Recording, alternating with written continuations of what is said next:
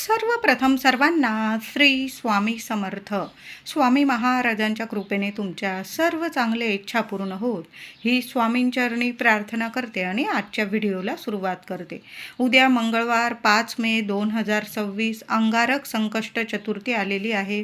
सोन्यासारखा दिवस आहे. तसं तर आपण रोजच आपल्या गणरायाची सेवा करत असतो, पण अंगारक योगावर येणाऱ्या संकष्ट चतुर्थीला खूप जास्त महत्त्व असतं. ज्यांना बाप्पांचे व्रत करण्यास सुरुवात करायचं असेल ते याच योगावर व्रत सुरू करायचं आहे. म्हणजे तुमच्याकडून एखादी संकष्ट चतुर्थी मोडून गेलेली असेल, उपवास वगैरे काहीतरी खाऊन घेतलेलं असेल आणि तुम्हाला पुन्हा संकष्ट चतुर्थीचं व्रत पकडायचं असेल तर अंगारक योगावरच आपण संकष्ट चतुर्थीचं व्रत पकडू शकतो.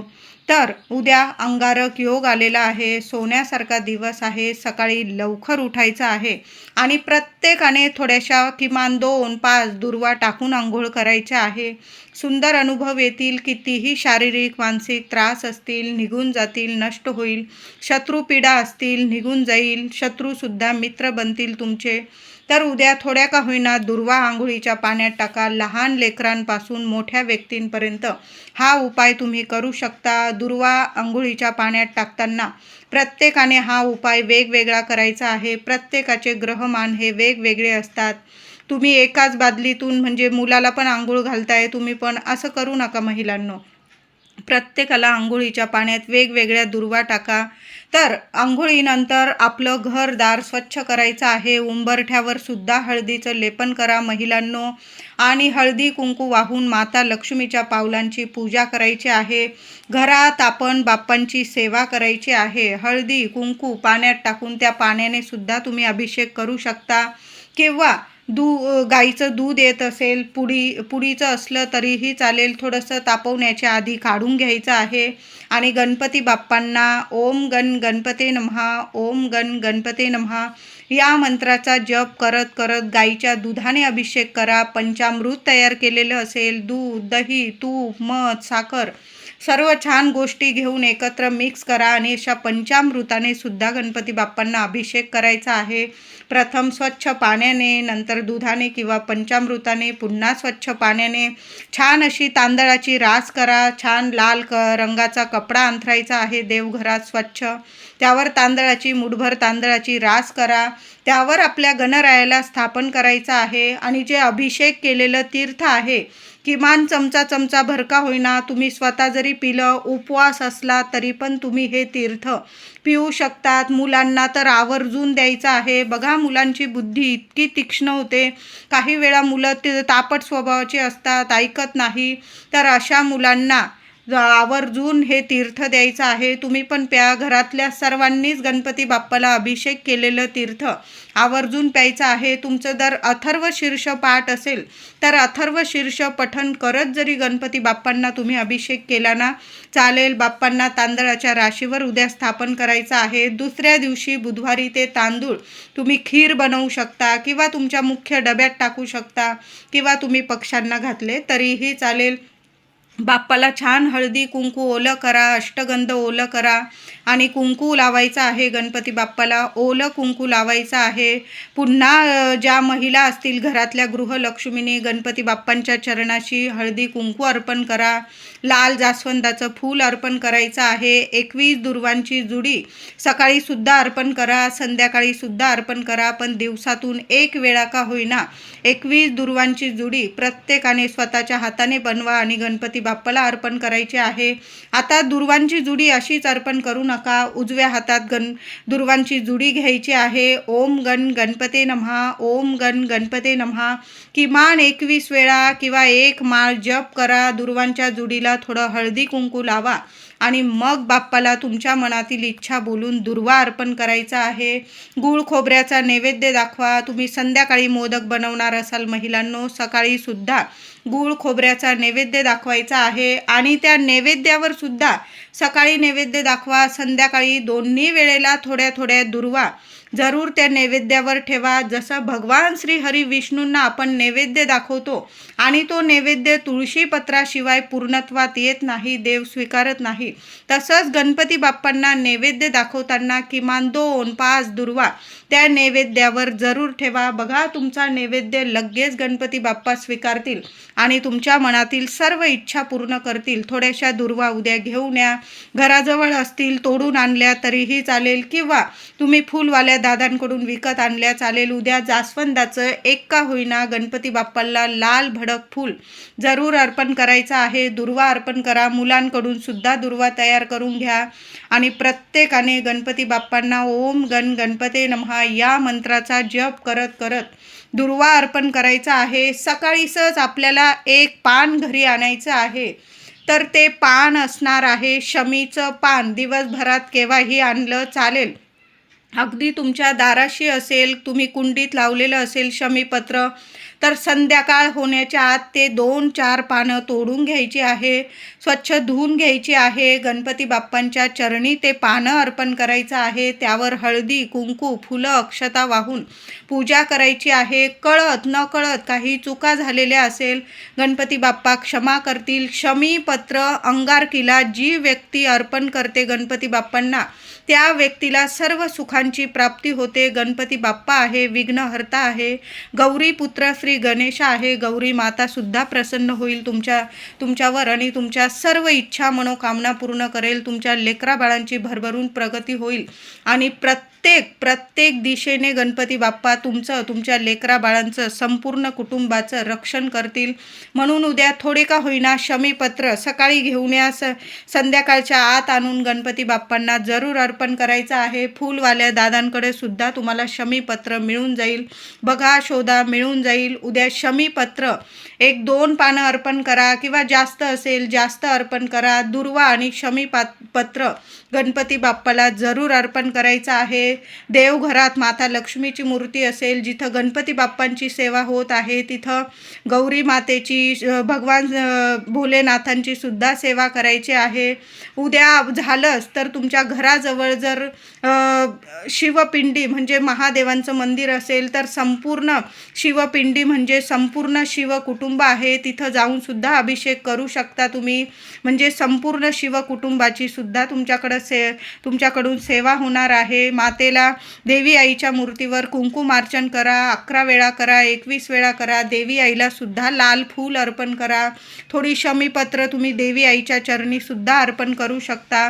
खूप सुंदर अनुभव येतील. यामुळे सुद्धा तुमच्या सर्व इच्छा मनोकामना गणपती बाप्पा अगदी 24 तासाच्या आत तुम्हाला चांगले अनुभव यायला लागतील. उद्या संध्याकाळी महिलांनो, संध्याकाळी एक चौमुखी दिवा मुलांसाठी आवर्जून या ठिकाणी लावायचा आहे. तर उद्या दिवसभर एक मुख्य दिवा तर आपल्या देवघरात चालूच ठेवा, विझणार नाही याची काळजी घ्या.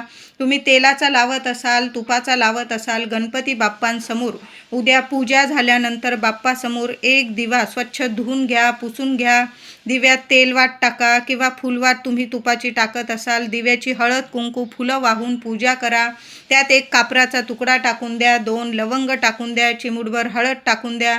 गणपती बाप्पांना तुमच्या मनातील इच्छा बोला आणि एक मुख्य देवघरात एक अखंड दिवा लावून द्यायचा आहे. विझणार नाही, काळजी घ्या. जास्तीचं तेल तूप टाकून ठेवा.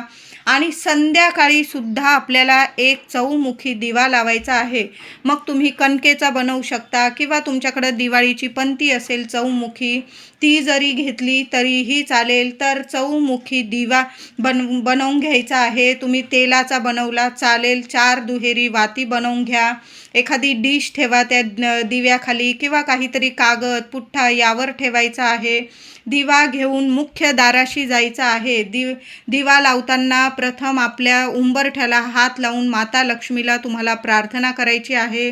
गणपती बाप्पांचं नामस्मरण करा. माता लक्ष्मीला तुमच्या मनातील इच्छा बोला आणि आपल्या मुख्य दाराशी जिथं तुम्हाला जागा मिळेल, मुख्य दाराशी तुम्हाला तो चौमुखी दिवा लावून द्यायचा आहे. बघा, थोडंसं जास्तीचं तेल तूप टाकून ठेवा. उद्या चंद्रोदय रात्री अंगारक संकष्ट चतुर्थीचा चंद्रोदय 5 तारखेला 5 मे 2026चा चंद्रोदय रात्री 10:19 होणार आहे. या वेळेपर्यंत तरी तो दिवा चालू राहील याची काळजी घ्या महिलांनो. बघा, चहू बाजूंनी तुमच्या मुलाबाळांची इतकी प्रगती होईल आणि चहू बाजूंनी गणपती बाप्पा लेकरांचं रक्षण करतील. कधीच कुठलं संकट फिरकू देणार नाही. जे अंधार असेल आयुष्यात ते सुद्धा दूर करतील. म्हणून चंद्रोदय होईपर्यंत 10-10:30पर्यंत तो दिवा चालू राहील याची काळजी घ्या. मग तुम्ही 7-7:30 वाजता जरी लावला, थोडा उशीर झाला माझ्या महिलांकडून, बाहेर वगैरे गेलेल्या असाल दर्शनाला गणपती बाप्पांच्या, तर अगदी रात्रीच्या 8-9 वाजता लावला रात्री चालेल. पण चंद्रोदयाच्या वेळी आपल्या मुख्य दाराशी एक चौमुखी दिवा आवर्जून महिलांनो लावून द्या. सुंदर अनुभव येतील. मग तो तुम्ही कणकेचा लावा किंवा तुम्ही साधी मातीची पंती घेतली चालेल, पण एक चौमुखी दिवा आपला चंद्रोदयाच्या वेळी, अंगारक संकष्ट चतुर्थी आहे, मोठा दिवस आहे, पुन्हा असा योग येणे नाही. मग 2026मध्ये सप्टेंबर महिन्यात 19 तारखेला अंगारक योग आलेला आहे. म्हणून मे महिन्याच्या या 5 तारखेला चंद्रोदयाच्या वेळी आपल्या मुख्य दाराशी एक चौमुखी दिवा आवर्जून लावायचा आहे. गूळ खोबऱ्याचा नैवेद्य दाखवा. संध्याकाळी आपण सर्वच महिला आपल्या बाप्पासाठी तर छान असे मोदक लाडू तयार करणारच आहोत. छान गूळ टाकून, खोबरं टाकून आपल्याला गणपती बाप्पांसाठी मग तळणीचे बनवा किंवा तुम्ही उकडीचे बनवा, रव्याचे बनवा. तुम्हाला जे आंब्याचा सीझन चालू आहे, आंब्याचे मोदक बनवा. बाप्पा सर्व प्रसादाने खुश होतो. जी आई मनापासून गणपती बाप्पाला हृदयापासून मोदकांचा नैवेद्य दाखवते, दिवा लावते, बाप्पांची दुर्वा फुलं वाहून पूजा करते ना, ती आई कधी खाली हात राहू शकत नाही. त्या आईच्या सर्व इच्छा मनोकामना गणपती बाप्पा पूर्ण करतात आणि साक्षात गौरी माता म्हणजेच माता लक्ष्मी कायम तिच्या घरात अखंड वास करते. तिला कधीच तिच्या आणि तिच्या लेकरा बाळांना कधीच कशाची कमी पडू देत नाही. म्हणून अंगारक योग आहे, जेवढी सेवा होईल तेवढी करा. उद्या सकाळ, संध्याकाळ, दुपार जेव्हा तुम्ही शांत बसलेला आहात तेव्हा आसन घेऊन बसा देवघरात. मुलांना सुद्धा घेऊन बसायचं आहे. 1 वेळा किंवा 11 वेळा अथर्व शीर्ष फलश्रुतीसह आपल्याला पठण करायचं आहे. 11 वेळा श्री गणपती स्तोत्र पठण करायचं आहे. तोडकं मोडकं मुलं जशी बोलतील तशी आपण बसलो की आपली मुलं आपोआप साहजिक आहे. आई वडील बसले सेवा करायला की मुलं आपोआप येतात. तुम्ही बसा महिलांनो, मुलंसुद्धा येतील. छान असं दिवा अगरबत्ती लावा. घरातलं वातावरण इतकं प्रसन्न व्हायला हवं की गणपती बाप्पा खूप प्रसन्न झाले पाहिजे. अथर्व शीर्ष गणपती बाप्पांचा प्राण आहे. अथर्व शीर्ष घरात आवर्जून पठण करा. मुलांकडून सुद्धा पठण करून घ्या. बघा, रोज किंवा मंगळवार आपली संकष्ट चतुर्थी येते, विनायक चतुर्थी येते, तेव्हा जर आपण अशा शुभ तिथींना गणपती बाप्पांचं अथर्व शीर्ष घरात पठण केलं ना, मुलांचं सुद्धा हळूहळू पाठ होऊन जाईल आणि आपली वास्तू जेव्हा आपल्या गणपती बाप्पांची सेवा ऐकते ना, त्या वास्तूत कधी संकट फिरकू शकत नाही, कुठलं विघ्न येऊ शकत नाही. गणपती बाप्पा आहे, मंगलमूर्ती आहे, सगळं कसं शुभच घडवून आणतील. तुमची वास्तू नेहमी प्रसन्न राहील. म्हणून उद्या अथर्व शीर्षाची सेवा, गणपती स्तोत्राची सेवा आवर्जून करा. सकाळी संध्याकाळी गणपती बाप्पांची कापूर आरती सुद्धा करायची आहे. तुम्ही सर्वांनी मिळून गणपती बाप्पांची आरती घ्या. माता गौरीची म्हणजे दुर्गे दुर्गट भारी, शिवशंकरांची आरती घ्या. स्वामींची जेवढ्या आरत्या घ्यायच्या तुम्हाला उद्या आरती जरूर घ्या. आणि आरती झाल्यानंतर महिलांनो, कापूरसोबत एक वस्तू जाळायची आहे. छोटासा तुकडा, खोबऱ्याचा तुकडा घ्यायचा आहे. खोबरं गणपती बाप्पाला खूप प्रसन्न करतं. छोटासा खोबऱ्याचा तुकडा घ्या. तुम्हाला परवडत असेल तुम्ही छोटीशी सुक्या खोबऱ्याची वाटी घेऊ शकता. त्यात तुम्हाला 5 किंवा 7 किंवा 11 लवंग ठेवून घ्यायचे आहे आणि त्यावर तुम्हाला कापूर जाळायचा आहे. बघा, माता लक्ष्मी तर प्रसन्न होईल गणपती बाप्पांबरोबर आणि सर्व वास्तूसुद्धा तुमची प्रसन्न राहील. कारण खोबरं, लवंग आपल्या घरात जेव्हा आपण जाळतो त्याचा धूप करतो. प्रथम देवांना दाखवावा, नंतर सर्व घरात कान्या कोपऱ्यात फिरवायचा आहे.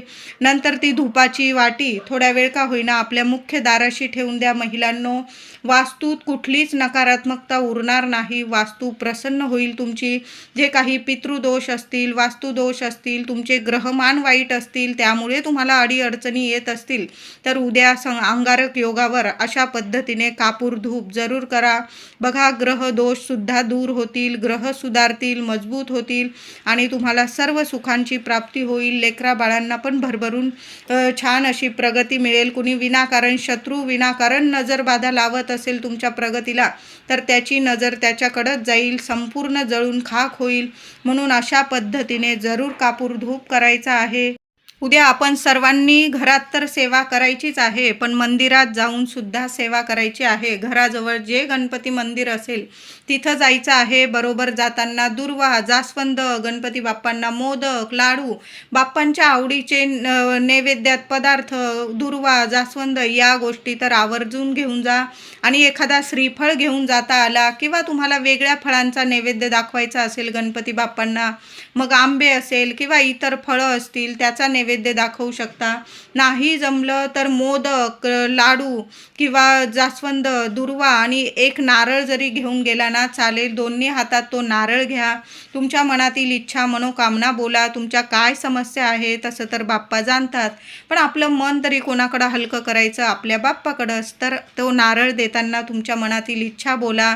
लेकरांविषयी काही समस्या असतील बोला बाप्पाला आणि ते नारळ हृदयाजवळ पकडा महिलांनो, आणि गणपती बाप्पांना जरूर अर्पण करा. गौरीपुत्र श्री गणेश आहे. कुठल्याच आईला खाली हात उद्या घरी परत पाठवणार नाही मंदिरातून. तुमच्या सर्व इच्छा, मनोकामना गणपती बाप्पा जरूर पूर्ण करतील. तुम्हाला जर झालंच तर मंदिरात जर तुम्हाला अथर्व शीर्ष 1 वेळा पठण करता आलं, 11 वेळा गणपती स्तोत्र पठण करता आलं, नाही जमलं, उद्या गर्दी असेल मंदिरात, नाही बसू दिलं, आपण घरी तर सेवा करणारच आहोत, पण झालं तर मंदिरात जरी तुम्ही पठण केलं, गरीब व्यक्ती भेटला मंदिराबाहेर, त्याला काहीतरी गोडाचा नैवेद्य द्या खायला. बघा, गणपती बाप्पा आहे. सर्व सेवेने गणपती बाप्पा खूप प्रसन्न होतात. गणपती बाप्पांच्या कानात तुम्हाला बोलता आलं. काही ठिकाणी मंदिरात आपल्याला बाप्पांच्या कानात बोलता येऊ शकतं, मूर्तीजवळ जाता येतं. नाही जमलं, तुम्ही उंदीर मामांच्या कानात तुमची इच्छा बोलू शकता, किंवा गणपती बाप्पांजवळ जाता आलं तर गणपती बाप्पांच्या तुम्हाला कानात बोलता आलं, हे गौरीपुत्र श्री गणेशा, हे शिवपुत्रा, माझी इच्छा पूर्ण करा. आणि तुमची इच्छा गणपती बाप्पाला सांगा. तुम्ही खाली हात घरी येणार नाही. व्हिडिओ आवडला असेल लाईक करा, शेअर करा, चॅनलला नक्की